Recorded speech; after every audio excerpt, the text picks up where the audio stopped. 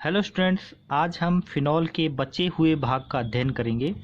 हम फिनॉल के रासायनिक गुण पढ़ रहे थे, जिसमें तीसरे भाग की अभिक्रियाएं अब हम पढ़ेंगे। तीसरा भाग जो हमने विभाजित किया था वो किस में था? फिनॉल की संघनन अभिक्रियाओं के रूप में। संघनन अभिक्रियाओं का अर्थ क्या होता है? संघनन का अर्थ क्या होता है? जब दो अणु आपस में जुड़ते हैं तो एक छोटा अणु बाहर निकलता है। ऐसी अभिक्रियाओं को संघनन अभिक्रियाएं कहते हैं। दो अणु आपस में जब जुड़ते हैं तो उनसे जब एक छोटा अणु बाहर निकलता है तो ऐसी अभिक्रियाओं को संघनन अभिक्रियाएं कहते हैं। तो यहाँ पर देखिए कुछ संघनन अभिक्रियाएं देखते हैं फिनॉल की। सबसे पहली अभिक्रिया है एसीटोन से क्रिया। एसीटोन आप जानते हो CH3COCH3 एसीटोन होता है। एसीटोन की अभिक्रिया फिनॉल से करवा रहे हैं। फिनॉल के दो अणु एसीटोन के एक अणु के साथ अभिक्रिया करते हैं। तो देखिए यहाँ पर क्या होता है कि फिनॉल के ये पैरा स्थिति पर जो कार्बन है, दोनों ही फिनॉल के अणुओं की पैरा स्थिति पर जो कार्बन होता है उससे हाइड्रोजन निकलता है और एसीटोन का कार्बन और ऑक्सीजन के बीच में दोनों बंध टूट जाते हैं। तो कार्बन की दो संयोजकता खाली हुई, तो ये कार्बन इस फिनॉल की इस पैरा स्थिति से और इस फिनॉल की इस पैरा स्थिति से जुड़ जाता है और किसका निर्माण करता है? बिसफिनॉल ए का। देखिए यहाँ हाइड्रोजन दिखा रखे हैं, लेकिन हाइड्रोजन सभी के पास होते हैं। इसको निकालना था हमें, इसीलिए हमने अभिक्रिया की सुविधा की दृष्टि से इनको लिख दिया है बाहर। बाकी बचे चार कार्बनों पर भी हाइड्रोजन होता है। तो सांद्र H2SO4 की उपस्थिति में एसीटोन की अभिक्रिया जब फिनॉल के दो अणुओं के साथ करवाई जाती है तो एक संघनन उत्पाद प्राप्त होता है। H2O अणु बाहर निकल जाता है। इस ऑक्सीजन से ये दोनों हाइड्रोजन जुड़कर जल का अणु बना लेते हैं। ये जो नाम है, इसका नाम का ऐसा कोई नियम नहीं है कि किसी नियम से ये बनाया गया हो। बिस का मतलब होता है दो के लिए बिस का उपयोग हम करते हैं। दो के लिए जैसे डाई का उपयोग करते हैं, ऐसे ही दो अणुओं के लिए बिस का भी उपयोग किया जाता है। तो इसका मतलब है कि दो फिनॉल के अणु हैं, बिसफिनॉल ए यहाँ एसीटोन से लिया गया है। ये उत्पाद का हमने नाम कर दिया है। ठीक है। परीक्षा की दृष्टि से ये अभिक्रिया किस तरह से महत्वपूर्ण है? या तो आपसे सीधा ये पूछा जाएगा कि बिसफिनॉल ए की संरचना लिखिए। अभी तक कभी पूछा गया नहीं है, लेकिन संघनन अभिक्रियाओं में इस तरह का क्वेश्चन आया है। या फिर बिसफिनॉल ए की संरचना देकर आपसे उसका नाम पूछ सकते हैं कि इसका नाम लिखिए, या फिर अभिक्रिया ही पूछ लेंगे कि उत्पाद क्या है। एसीटोन, दो फिनॉल के अणु, उत्पाद क्या बनेगा। तो इस तरह से हम परीक्षा की दृष्टि से भी इसको सोच सकते हैं कि कैसे क्वेश्चन इसमें से बन सकता है। अगली संघनन अभिक्रिया है बेंजीन डाईएजोनियम लवण से अभिक्रिया। हम जानते हैं बेंजीन डाईएजोनियम लवण क्या होता है? C6H5N2Cl। यह है बेंजीन डाईएजोनियम लवण। इसकी अभिक्रिया फिनॉल से करवाई।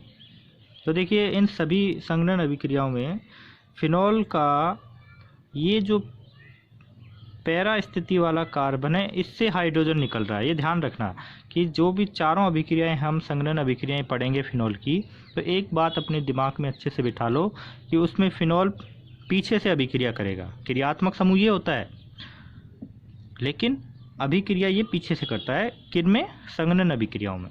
तो यहाँ तो जैसा दिख रहा है अभिक्रिया वैसे ही हो रही है।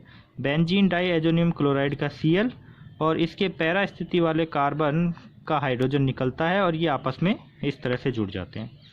दोनों अणु आपस में जुड़ गए और क्या बना? Para hydroxy azobenzene. Para hydroxy azobenzene. Exam में भी ये क्वेश्चन आया हुआ है, 2017 में आया था शायद। ये आपको संरचना दे रखी थी और इसका नाम पूछा था, 1 नंबर का क्वेश्चन था। तो इस तरह से ये हम आइडिया लगा सकते हैं कि एग्जाम में किस तरह से इनमें से क्वेश्चन बन सकता है। या फिर benzene diazonium chloride plus phenol, उत्पाद क्या होगा? ठीक है, उत्पाद का नाम लिखिए। ऐसी ही एक और संघनन अभिक्रिया है थैलिक एनहाइड्राइड के साथ अभिक्रिया।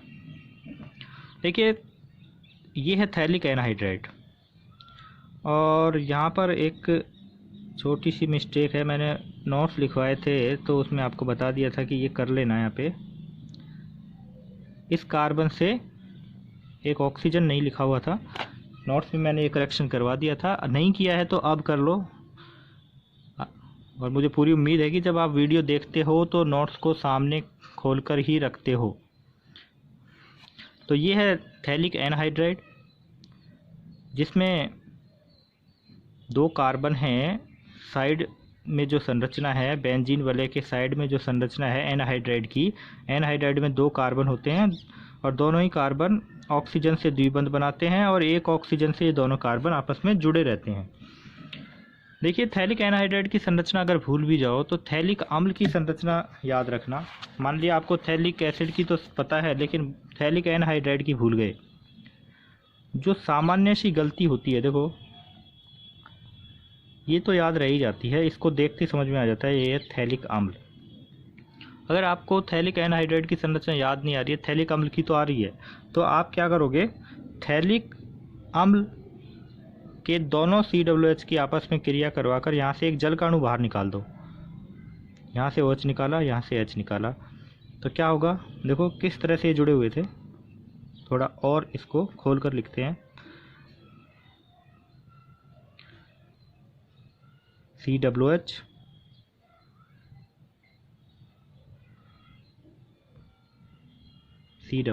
है ना। यहाँ से हम OH निकाल रहे हैं तो ये CO बंध टूट रहा है और यहाँ से ये OH बंध टूट रहा है। तो देखो ये जल का अणु बाहर निकला, तो इस ऑक्सीजन की संयोजकता खाली हुई और इस कार्बन की संयोजकता खाली हुई, तो ये ऑक्सीजन इस कार्बन से आकर जुड़ गया, तो ये ऑक्सीजन इस कार्बन से आकर जुड़ जाता है और किसका निर्माण हो जाता है, जब 2 अम्ल आपस में अभिक्रिया करते हैं तो एनहाइड्राइड का निर्माण होता है। जब 2 कार्बोक्सिलिक अम्ल के अणु आपस में अभिक्रिया करके एक जल का अणु बाहर निकालते हैं तो एनहाइड्राइड का निर्माण होता है। इसमें जो मिस्टेक है बुक में भी दे रखी है और हम भी करते हैं, यहाँ पर ऑक्सीजन को गायब कर देते हैं इस तरह से। इसका मतलब तो ये हो गया इस कोने पर CH2 है, जबकि ऑक्सीजन से जुड़े रहते हैं। ठीक है, बाकी संघनन अभिक्रिया वैसे ही है जैसे हमने एसीटोन के साथ करवाई थी, वैसी ही है। फिनॉल के 2 अणु दोनों ही पीछे से अभिक्रिया करेंगे, दोनों के ही हाइड्रोजन इस CO या तो इस वाले के या फिर इस वाले के ऑक्सीजन के साथ निकल जाएंगे और ये कार्बन आकर सीधे ही इस थैलिक एनहाइड्राइड के कार्बन से जुड़ जाएंगे और किसका निर्माण होगा, फिनोफ्थैलीन का। एक रंजक होता है, प्रयोगशाला में भी काम में लेते हैं, इसीलिए ये महत्वपूर्ण भी है। फिनोफ्थैलीन की संरचना लिखिए, ऐसा भी आ सकता है, या फिर थैलिक एनहाइड्राइड की अभिक्रिया फिनॉल से करवाने पर प्राप्त उत्पाद की संरचना लिखिए और नाम बताइए।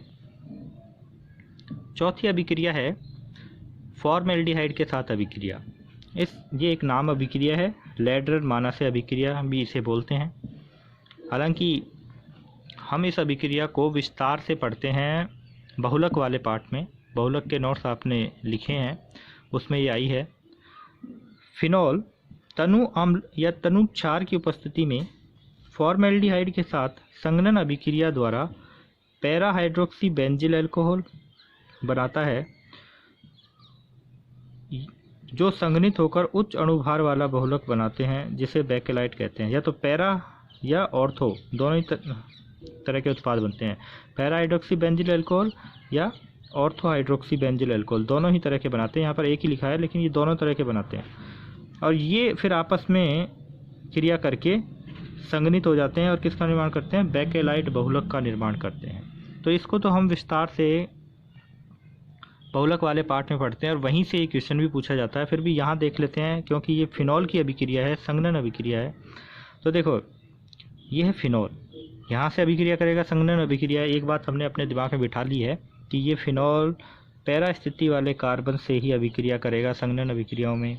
यह है फॉर्मेल्डिहाइड HCHO, इसको मैं इस तरह से लिख दूं तो भी ये सही है, CH2O। अब क्या होगा, कार्बन ऑक्सीजन के बीच में एक बंध टूटेगा तो ऑक्सीजन की संयोजकता खाली हुई, कार्बन की खाली हुई। जब ये इसके साथ अभिक्रिया करने जाएगा तो यहाँ से हाइड्रोजन निकलेगा, तो वो हाइड्रोजन निकलकर इस ऑक्सीजन से जुड़ जाता है ठीक है। वो हाइड्रोजन निकल कर इस ऑक्सीजन से जुड़ जाता है, ये हो जाता है OH, और ये कार्बन उस हाइड्रोजन की जगह जुड़ जाता है। तो ये कार्बन फिनॉल के पैरा स्थिति वाले कार्बन से जुड़ गया, और वो उस ऑक्सीजन से जो यह हाइड्रोजन यहाँ से हटा था वो जुड़ गया। तो पैरा हाइड्रोक्सी बेंजिल अल्कोहल ये मुख्य उत्पाद होता है, और ये भी थोड़ी बहुत मात्रा में बनता है, क्योंकि यहाँ संघनन अभिक्रिया में हम बात कर रहे थे, इसलिए ये मुख्य उत्पाद ही लिखा है। और फिर ये आपस में क्रिया करके बेकेलाइट बहुलक का निर्माण करते हैं। तो ये थे फिनॉल के रासायनिक गुण। अब देखते हैं फिनॉल के कुछ उपयोग। तो अभी एक बात करी थी, बेकेलाइट बहुलक या प्लास्टिक बनाने में इसका उपयोग होता है। कार्बोलिक साबुन बनाने में, बहुत से साबुन जो एंटीबायोटिक के रूप में हम काम में लेते हैं उनमें फिनॉल होता है। डिटॉल भी एक तरह से फिनॉल व्युत्पन्न से ही बनाया जाता है। डिटॉल साबुन भी बनता है, वो कार्बोलिक साबुन कहलाता है। औषधियों के निर्माण में जैसे कि एस्प्रिन, सैलॉल, सैलिसिलिक अम्ल, ये औषधियाँ हैं। एस्प्रिन इम्पोर्टेंट है, इसका निर्माण दिया गया है। सैलिसिलिक अम्ल की अभिक्रिया एसिटिक एनहाइड्राइड के साथ करवाते हैं तो एस्प्रिन का निर्माण होता है, जिसका सामान्य नाम है एसिटिल सैलिसिलिक अम्ल, और सह उत्पाद के रूप में एसिटिक अम्ल बनता है। तो ये अभिक्रिया कैसे होगी ये देख लो। अभिक्रिया देख लेते हैं कि किस तरह से ये अभिक्रिया होती है। सैलिसिलिक अम्ल बार बार आता है, इसलिए इसकी संरचना तो हम नहीं भूलेंगे। OH के ऑर्थो स्थिति पर COOH समूह है, और एसिटिक एनहाइड्राइड की संरचना इस तरह से होती है, CH3CO। एग्जाम में इसकी संरचना कभी भी खोलकर नहीं मिलेगी, लेकिन आप अभिक्रिया करवाते समय इसको खोलकर लिख सकते हो, तभी आप अभिक्रिया अच्छे से करवा पाओगे। तो इसमें क्या होता है, ये बंध यहाँ से टूटता है तो आपको पता है कि ऑक्सीजन ऋणावेशित होगा और ये कार्बन धनावेशित होगा, ठीक है। इसके बाद क्या होगा, ये सैलिसिलिक अम्ल OH क्रियात्मक समूह से अभिक्रिया करता है, यहाँ से ये बंध टूटता है, ठीक है, ध्यान रखना। तो H निकलता है प्लस में और ये ऑक्सीजन माइनस में रह जाता है। तो हमें क्या करना है, इसका माइनस इसके प्लस से जोड़ना है। तो इस ऑक्सीजन से कौन जुड़ेगा, ये वाला भाग, इस ऑक्सीजन से COCH3 आकर जुड़ जाएगा। ये देखिए, ये है ऑक्सीजन और इससे कौन जुड़ गया, ये आकर जुड़ गया, ये कार्बन COCH3। इसके साथ और कौन जुड़ा हुआ था, COOH पहले से ही जुड़ा हुआ था। ये है एसिटिल, ये है एसिटिल सैलिसिलिक अम्ल, ठीक है। एसिटिल ग्रुप आकर जुड़ गया सैलिसिलिक अम्ल से, तो इसका नाम क्या हो गया, एसिटिल सैलिसिलिक अम्ल, जिसे एस्प्रिन भी कहते हैं। और देखो बाकी बचा हुआ भाग, ये H जाकर अब इस ऑक्सीजन से जुड़ गया, CH3COOH, CH3COOH, ये है सह उत्पाद। ये ध्यान रखना, एस्प्रिन की संरचना सीधी भी पूछी जा सकती है, इसीलिए ये अभिक्रिया आपको याद भी रहनी चाहिए कि इसका निर्माण कैसे हुआ था। सैलिसिलिक अम्ल की अभिक्रिया एसिटिक एनहाइड्राइड से करवाई तो एस्प्रिन का निर्माण होता है। मान लिया संरचना भूल भी जाते हो तो अभिक्रिया से ये ध्यान में आ जाएगी। इसके बाद फिनॉल वाला पोर्शन भी ख़त्म हो जाता है। कुछ इसके महत्वपूर्ण पिछली परीक्षाओं में आए हुए प्रश्न मैंने यहाँ ऐड करवा रखे हैं आपको। ये आपकी प्रैक्टिस के लिए ही है, आपने करी होगी प्रैक्टिस, आप थोड़ा डिस्कशन कर लेते हैं इनके ऊपर। 2020 में यानी कि इसी साल ये प्रश्न आया था। अभिक्रिया देखकर ही पहचान जाओगे आप कि फिनॉल है, कार्बन टेट्राक्लोराइड है और 4KOH है, राइमर टीमान अभिक्रिया है। तो यहाँ क्या बनेगा, CCl4 है तो सैलिसिलिक अम्ल बनेगा। CHCl3 होता तो क्या बनता, सैलिसैल्डिहाइड बनता। यहाँ सैलिसिलिक अम्ल है और ये देखो ये क्या है, अभी अभी देखिए अभिक्रिया एसिटिक एनहाइड्राइड है, तो सैलिसिलिक अम्ल की अभिक्रिया एसिटिक एनहाइड्राइड से करवाते हैं तो किसका निर्माण होता है, एसिटिल सैलिसिलिक अम्ल, यानी कि एस्प्रिन का निर्माण होगा। तो A तो क्या हो गया, सैलिसिलिक अम्ल, और B क्या हो गया, एस्प्रिन। बेंजीन डाइएजोनियम क्लोराइड को पानी के साथ उबाल रहे हैं तो फिनॉल ही बनने वाला है। और फिनॉल की अभिक्रिया Br2 वाटर से कर रहे हैं, ध्यान कीजिए उस अभिक्रिया को। ये फिनॉल की अभिक्रिया Br2 वाटर से कर रहे हैं, Br2 जल से करवा रहे हैं। और CCl4 या कार्बन डाइसल्फाइड की कोई शर्त यहाँ पर नहीं है। तो इसका मतलब फिनॉल के दोनों ऑर्थो और पैरा स्थिति पर Br आ जाएगा, यानी कि ट्राइब्रोमो 2,4,6 ट्राइब्रोमोफिनॉल B के रूप में प्राप्त होगा। और यदि यहाँ पर CH2 होता तो आपको पता है क्या बनता, सिर्फ ऑर्थो स्थिति पर Br आता फिनॉल की, ठीक है ना। तो देखो 2 नंबर के, ये 4 नंबर का पार्ट है जिसमें से 2 नंबर की 2 अभिक्रियाएं हैं। ये नहीं, ये 4 नंबर की ही दोनों अभिक्रियाएं हैं, क्योंकि एक ही क्वेश्चन आया है इस पार्ट में से, शायद अल्कोहल में से भी आया होगा। हाँ, अल्कोहल में से भी आया। ये 1-1 नंबर की अभिक्रियाएं हैं। इसके बाद है 19 में है फिनॉक्साइड आयन की अनुनादी संरचनाएं बनाइए। अनुनादी संरचनाएं किसी की भी हों, उनकी इतनी अच्छे से प्रैक्टिस कर लो कि आप देखते ही सिर्फ 1 मिनट लगाओ अनुनादी संरचनाएं लिखने में, बहुत ही महत्वपूर्ण होती हैं। इस पाठ में फिनॉल की और फिनॉक्साइड आयन की अनुनादी संरचनाएं आई हैं, जिनका अच्छे से आपको प्रैक्टिस करनी है। अल्कोहल की तुलना में फिनॉल अधिक अम्लीय क्यों है? 2019 में ये क्वेश्चन आया था, तो उसके 3 कारण आपको लिखवाए हैं। ये क्वेश्चन अंदर भी मैंने ऐड किया है, तो देखना। फिनॉल की क्लोरोफॉर्म और KOH के साथ होने वाली रासायनिक अभिक्रिया की समीकरण लिखिए। तो ऊपर देख रहे थे, यहाँ तो ये CCl4 के साथ थी, अब ये कह रहा है कि क्लोरोफॉर्म के साथ करवाओ। तो मैंने बताया क्लोरोफॉर्म के साथ होगी तो मुख्य उत्पाद क्या बनेगा? सैलिसैल्डिहाइड बनेगा। 18 में क्वेश्चन आया, फिनॉल के पैरा हाइड्रोक्सी बेंजल्डिहाइड, फिनॉल से पैरा हाइड्रोक्सी बेंजल्डिहाइड कैसे प्राप्त करेंगे? केवल रासायनिक समीकरण दीजिए। तो ये गाटरमान अभिक्रिया है जिसमें पैरा स्थिति पर फिनॉल की CHO समूह जाकर जुड़ता है। दिए गए यौगिक का नाम लिखिए। यह है पैरा हाइड्रोक्सी एजो बेंजीन, संघनन अभिक्रिया है, मैंने बताया था। अभी देखो, हम जब पढ़ रहे थे तो OH इधर कर रहे थे, लेकिन इसमें इधर आ गया तो कोई दिक्कत नहीं है। ऐसा कंफ्यूज होने की जरूरत नहीं कि हमने जो पढ़ा था उसमें तो OH इधर था लेकिन इसमें इधर आ गया। वो तो इस साइड में अगर बेंजीन डाइएजोनियम क्लोराइड ले लिया और इस साइड में फिनॉल ले लिया तो ऐसे इस तरह से बन जाएगा उत्पाद, ठीक है। एरोमेटिक वलय से जुड़ा हाइड्रोक्सी समूह एल्किल समूह से जुड़े हाइड्रोक्सी समूह से अधिक अम्लीय होता है, क्यों? समझाइए। घुमा दिया क्वेश्चन को। क्वेश्चन वही है जो 2019 में पूछा है कि अल्कोहल की तुलना में फिनॉल अधिक अम्लीय है, क्यों? बस इसमें इसको थोड़ा घुमा दिया। इसने कह रहा कि एरोमेटिक वलय यानी कि बेंजीन रिंग पर OH समूह जुड़ा हुआ है यानी कि फिनॉल, और एल्किल से जुड़ा है हाइड्रोक्सी समूह यानी कि अल्कोहल, से अधिक अम्लीय है, क्यों? ठीक है, तो घबराना नहीं है, बोर्ड क्लास है तो उसमें घुमाकर देगा ही क्वेश्चन को। फिनॉल की को बेंजीन में कैसे परिवर्तित करोगे? फिनॉल की अभिक्रिया जिंक के साथ करवाएंगे तो वो बेंजीन में परिवर्तित हो जाएगा। बेंजीन डाइएजोनियम क्लोराइड तथा फिनॉल की युग्मन अभिक्रियाएं लिखिए। युग्मन अभिक्रिया लिखिए, वही है, क्या बनेगा? पैरा हाइड्रोक्सी एजो बेंजीन का निर्माण होगा। यहाँ उत्पाद देकर उसका नाम पूछ लिया, यहाँ पर अभिक्रिया ही पूछ ली। निम्नलिखित यौगिकों से फिनॉल के विरचन की समीकरण लिखिए। बेंजीन से फिनॉल कैसे बनाओगे? बेंजीन का ऑक्सीकरण करवाएंगे तो फिनॉल बनेगा। और एनिलीन से फिनॉल का, ये अभिक्रिया इस पाठ में नहीं है,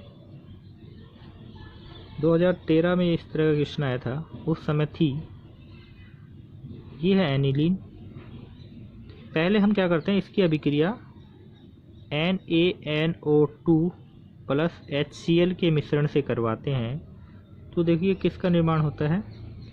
बेंजीन डाइएजोनियम क्लोराइड का निर्माण होता है, जिसको हम पानी के साथ उबालते हैं तो किसका निर्माण होता है? फिनॉल का निर्माण होता है। तो डायरेक्ट तो एनिलीन से नहीं होता, लेकिन ये कर्मिक अभिक्रिया है। एनिलीन की अभिक्रिया पहले हमें HNO2, इसकी जगह हम HNO2 भी लिख सकते हैं, क्योंकि NaNO2 और HCl के मिश्रण से पहले किसका निर्माण होगा? नाइट्रस एसिड का निर्माण होगा, HNO2 का, और फिर बनेगा बेंजीन डाइएजोनियम क्लोराइड, जिसको पानी के साथ उबालने पर फिनॉल बनता है। 2013 में क्वेश्चन आया फिनॉल की अनुनादी संरचनाएं लिखिए। देखिए 13 में आया है, उसके बाद 2020 तक नहीं आया। आपके पेपर में इसके आने की संभावना बहुत ज़्यादा है। फिनॉल की अनुनादी संरचनाएं लिखिए। तो फिनॉल की अनुनादी संरचनाएं बड़ी ही इम्पोर्टेंट हैं, कई सालों से पूछी भी नहीं गई हैं, तो इसके लिए अच्छे से आप तैयारी करोगे। ठीक है, ये थी फिनॉल। इसके बाद हम पढ़ेंगे ईथर।